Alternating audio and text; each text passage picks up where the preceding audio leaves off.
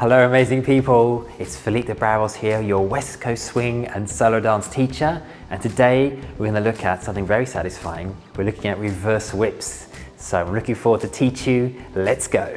Before we begin, we have to introduce a very special guest. It's Amorini. There she is. Thank you. My wonderful student and friend. And this is her studio in Lisbon. Yeah. Thank you for having us here. And today, we're going to do reverse whips, as I mentioned before. Reverse whips are really cool. We're going to go through stuff for leaders and followers as well. Something that's very useful as well about reverse whips is that if we're the follower who breaks their frame, so I'm following and they break the frame and they kind of walk into you, reverse whip will often sort out that situation, and you can lead that on people that haven't yet learned about their frame.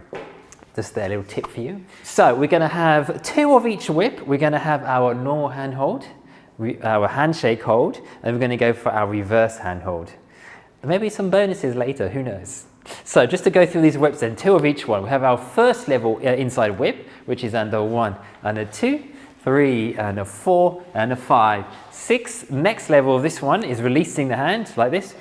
Feels very satisfying to do. And a 5, 6, 7 and 8. The next one we have the reverse handhold into a hammer lock.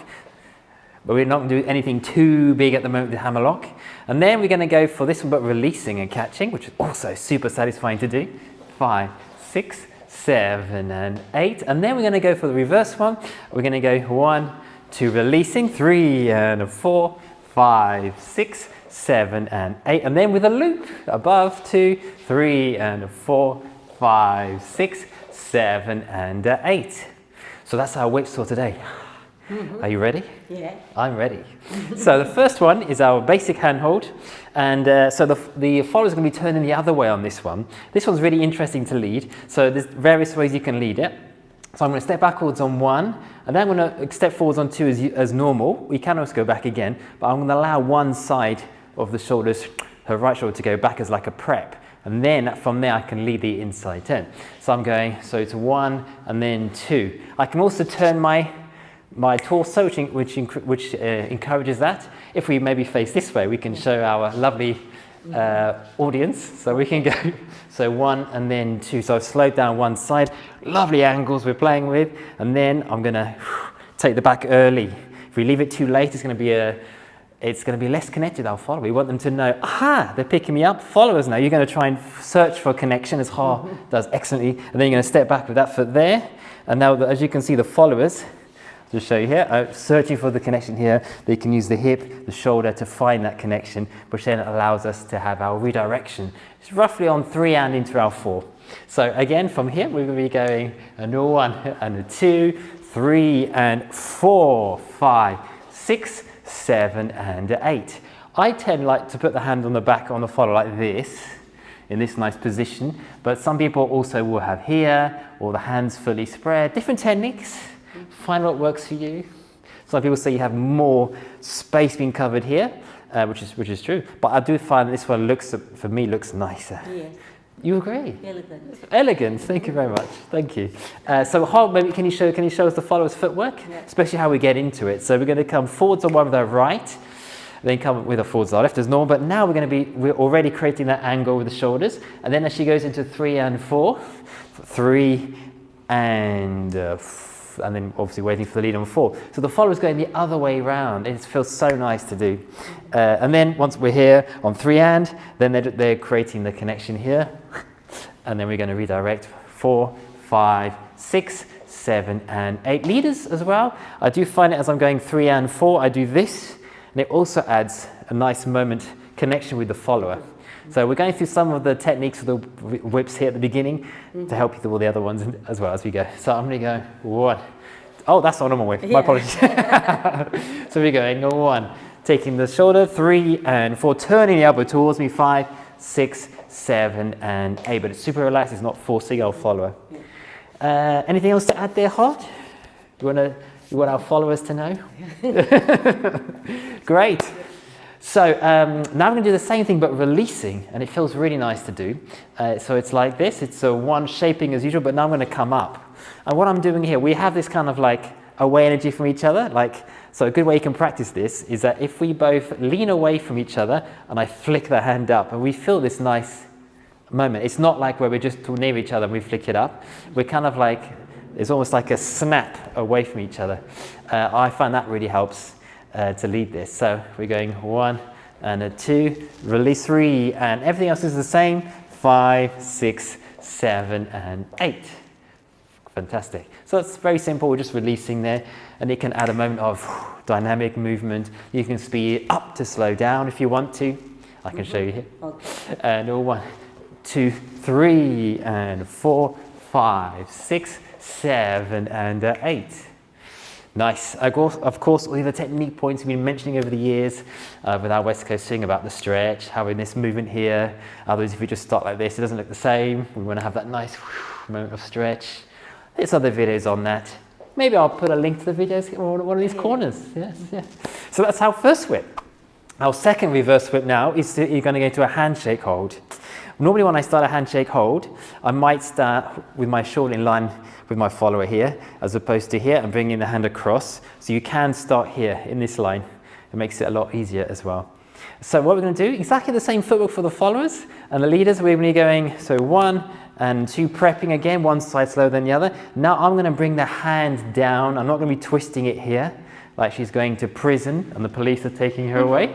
It's going to be more like bringing it down, catching it on the back, and the follower is still turning into it, creating connection. Fantastic.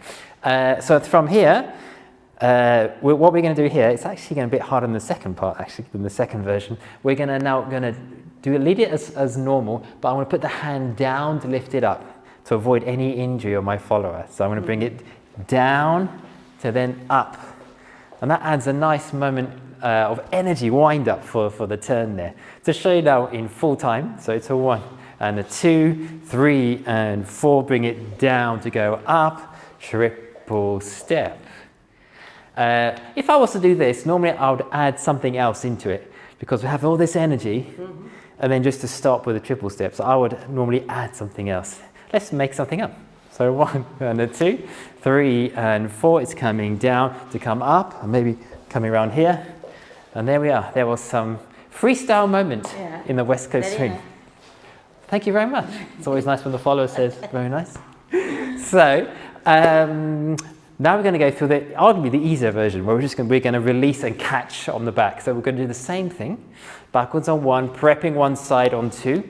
And a good thing to think about as well, mindset, leaders and followers, is to split your body into 2 sides and thinking which side is moving or which side am I as a leader, am I affecting on the follower. So you can think about this, where we're moving around the spine.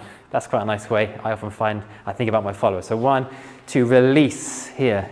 And I'm just throwing it like this, almost maybe like a frisbee. In Portuguese, disco. Yeah. So we are going 1, 2, toss and then catch. And then everything else is normal there. I'm also thinking a lot about trying to be near my follower as we're together on the whip. Here, 3. I used to be very far away, but sometimes it's quite nice to be closer here, like that. So maybe on the diagonal they pass. That can be another thing you can think about to add dynamic into your dance as they're close and then they go far away. So that was our second whip. Okay, so now we're going to do our third one, which is a reverse handhold, which is in this position. And this feels very nice to do. Very similar, same footwork for the followers and leaders. We're very similar to before. We're going 1 and then 2. You can accelerate to bring one side more forward than the other. Or you can do the tick-tock where I might go slightly out then in or come forwards first and then the little prep of the hips. You can choose. And by shaping my body, that can also help. So I can go 1 and then 2. How I'm shaping my body there can also be another way to lead your follower. So this one we're gonna release this like the frisbee, catch early on the follower's shoulder. Followers, don't forget, you're gonna be doing what Har's doing, where she's gonna fill the space. She's gonna fill the space. 1 and a 2, 3 and 4. Notice how Har tends to keep her foot quite compact because when she starts to come towards me, she starts to manage the space. So then, while I'm taking big steps, I don't always like to say small and big steps because you want to take what's being naturally led by the leader. They might be making you take bigger steps. But what I mean is that it can help to be compact. If it's bigger steps, the leader will adjust obviously and will catch you further away. So we're here, and now we're going to redirect. I like to, again, flick that elbow in as I'm turning around. I flick it in here. I'm looking down the slot, and for 6, sorry, and then 7 and 8. So let's do that full speed ahead. It's and 1 and a 2, 3 and 4, 5, 6, 7 and 8. I can also use this compression here to also bring my follower out. So I'll show you here. 1 and a 2. Oh, sorry, yes. So here we go. It's going to be 1 and a 2, 3 and 4, 5. This hand here, 7 and 8. So that's that one. This hand here. And then we can do it with a loop going around our follower. So we can go 1 and a 2 around here. And I'm catching with my palm facing into the deltoid muscle, the back part, and the follower is still finding space. It might feel a bit different, but there's still exactly the same order of operations here, finding that space, filling the space as we redirect 5. But it's a shame to let go off that hand. So usually when we're asking for a hand here, West Coast swing, it's a good idea to use it. So if we do that one again, and we go 1 and a 2, 3, I can use this, maybe lead something with the elbow, coming up and over, keeping the magnet connection. And now we've finished in a nice position here, we can do stuff with it. So that's a good tip as well I give. Now, are you ready for a bonus? Yes. So usually with a whip, I don't just lead a whip and then come out of it as normal. It has lots of energy in it, we can do things with it. So I might add a double outside turn if the music is calling for a double outside turn. If you want to hit the 1 in the music, for example. Yeah. For example, if we do it with a normal reverse whip or inside out whip, so it's a 1 and a 2, 3 and 4, 5, 6, 7 and 1 and a 2. So that is much more a good use of energy. So something else we can do as well is I could do an inside exit out of it, for example. So I could go 1 and a 2, 3 and 4, 5 and then 6, 7 and 8. So already adding things. We can also extend our whips to be longer, put patterns in after them. So it works with all of these. So if I do it with the toss, for example, 1, 2, 3 and 4, 5, 6 into a rock and go into one of these. It's now adding more to your vocabulary. So I hope that's been helpful for you. And in case you don't know, I'm very excited to say that I'm going to be starting an online community, almost like a mastermind group, where we're going to meet online once a week, and we're going to be talking through a different topic each week, a small group, and helping people also with questions. We look at many things. It could be on technique, musicality, blues, footwork, contemporary music, styling for leaders and followers. The list goes on, and also open Q&As. So if you're interested, then do contact me for more information. And as well as that, I also do online lessons, video reviews, and in-person ones as well. And if you enjoyed this video, do feel free to give this a like.